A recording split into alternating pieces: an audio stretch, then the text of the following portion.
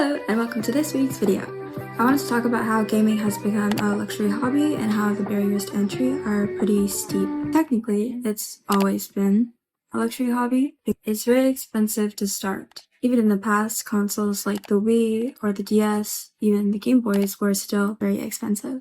Recently, I'm sure a lot of us have heard of the Switch 2 pricing situation. I think we can draw a few conclusions from that in terms of the state of things. Demonstration of basically the difference between both Switches. If you take a look at my board, aka my wall, here we have the original Switch. Basically, what you're buying, the new mechanism was it. Ta-da! This was revolutionary for its time, because the Wii U had everything in one piece. Having a portable console, nice.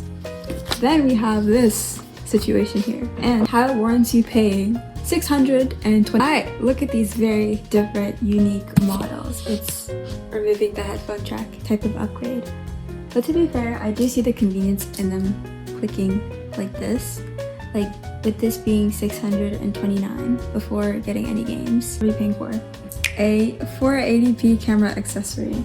Who doesn't want a plant camera? I don't see the point yet, but people have pre-ordered it. At the same time, I think people will pre-order anything if they're a fan of the franchise or the things that they produce. There are some really iconic games, but at the same time, the Switch prices plus the accessories have gotten a lot of people on the internet unhappy. Let's also get into the cost of a basic setup. If we take a look at PC Part Picker, if I were to put together a computer for the minimum specs of a game, like let's say Minecraft, how much I would need to spend at minimum to have it function. Then we have situations where companies will remaster games, increase their graphics, and increase the amount of power it takes for your computer to run it.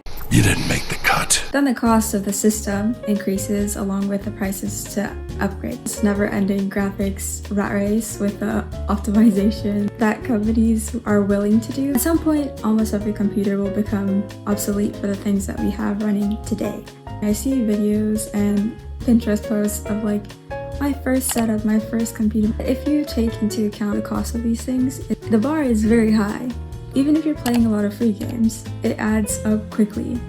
I was looking at the cost of certain desks the other day, and I saw one that I thought was a pretty good deal. But these things can sell fast.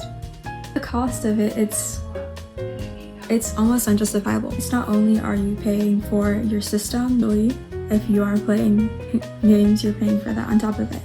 For example, for the Switch here, people would pay, at least here we've had them for about like $79, $80, which is a lot before tax. And with tax, it's crazy. I did buy my Switch secondhand. I sold some things to save up for it. I won't be buying another handheld for like a long time based on today's prices. It just doesn't make sense when you could get something that's more versatile like the other handhelds in the market. My sister has the Lenovo, I think it's called the Legion Go. It's a portable computer. And in my mind, something like that makes more sense. And even in cases like the Steam Deck, there's lots of the ports here you can find on Steam. Not only has the cost of a basic setup become unaffordable, but the cost to maintain it is expensive too. Things break, things change and deteriorate, that kind of thing.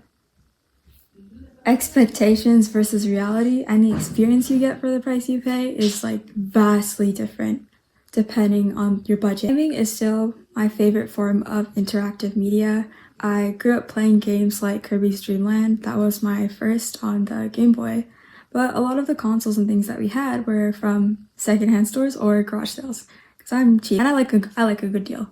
To game as a hobby nowadays has become out of reach for a lot of people. Certain games, like let's say for the Switch, are console specific, unless you have alternatives, if you know what I mean, but are their IP, therefore you have to purchase this console to get those games, and those games are costing like a lot with especially the release of the Switch 2. So it sucks for the people who want to start playing. A tip for people who are wanting to get into games, especially things like indie games, I recommend having like certain notifications for Steam wishlist on and trying out a lot of the games that have demos. I used to, when I couldn't afford to actually like buy any games, I would like play demos like most of the time or free games online, but it kind of gives you an idea of what you'll like and what's worth investing that money into if you want to start to game. My first computer cost around $350, which is expensive in my eyes and always will be, but at the time I didn't work, but I grew up being taught if you want something, find and plan a way to afford it, then work towards it. I ended up selling some of my old consoles and other belongings in order to save up for it. It took a few months, but I finally purchased one off of Facebook Marketplace. It wasn't up to standard. I was still pretty excited. It took 30 to 40 minutes to boot. Like, I used to wake up early just to have my computer turn on. It was pretty bad. But I waited. It was a dream of mine, especially as a kid. I was always fascinated by them. Unfortunately, that same computer couldn't run the minimum specs of Minecraft today, which is what I was talking about earlier. Meeting the minimum requirements today is a challenge. Just buying 2 sticks of RAM can cost up to like 100 plus, at least here in Canada. Yeah, keeping up with modern games and the more resource demanding games is definitely a challenge. At least with a computer, when you're putting the parts together and you have it, if one thing breaks, you can repair it for less of the cost than a full system. And with the Switch, you are limited to what games are ported onto there or Nintendo's games.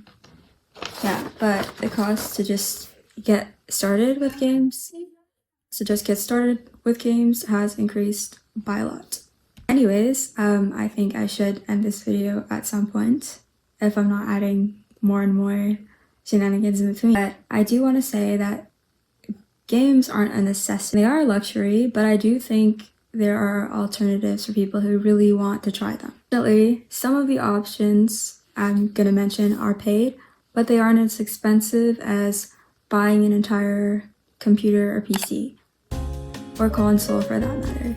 First of all, we have cloud gaming subscriptions, which I still think you need to have. You need the base, some laptop or computer that you can start with, so that's kind of a disqualification of the idea, right? But it is for people who I say have like lower end systems that can't really run the weight of games on their own computer. But basically you're running on an external server and playing through there. It'll stream, like you'll be able to stream your game basically from remotely from another place that has the hardware you need to play it. Unfortunately, the prices of these subscriptions have gone up a lot since the time I've used them, but it was an option at the time that I did benefit from. I'd also say things like internet cafes are like an interesting option. Unfortunately, they're also paid, which is like everything now, yes. Yeah. I think a lot of things within gaming have been even becoming to the point of being more of like an aesthetic versus the functionality, which I think cost-wise, it makes more sense to prioritize functionality over aesthetic, especially long-term. I do want to close off on saying that even though it is a luxury hobby, if it's something that you really want to try or really want to learn, there's always a way to get there, even if it takes time. And unfortunately, the situation here is kind of telling of times now, especially with in-game currency. If you're gonna play a game that's free to play, but it gets to the point where like the free-to-play experience is so bad, maybe it's not worth it. Maybe saving up for a game that's like a single player, or a game you can actually get like through an entire a few hundred hours maybe into one, that might be more worth it than playing a game that you pay to like play a little bit more, if that makes sense. Like battle passes, you're paying into a system that doesn't even guarantee anything, so it doesn't, you know. Anyways, thank you for watching this week's video. I hope you have a good one. I really enjoyed making it. And yeah, that's all. You can't even see the button.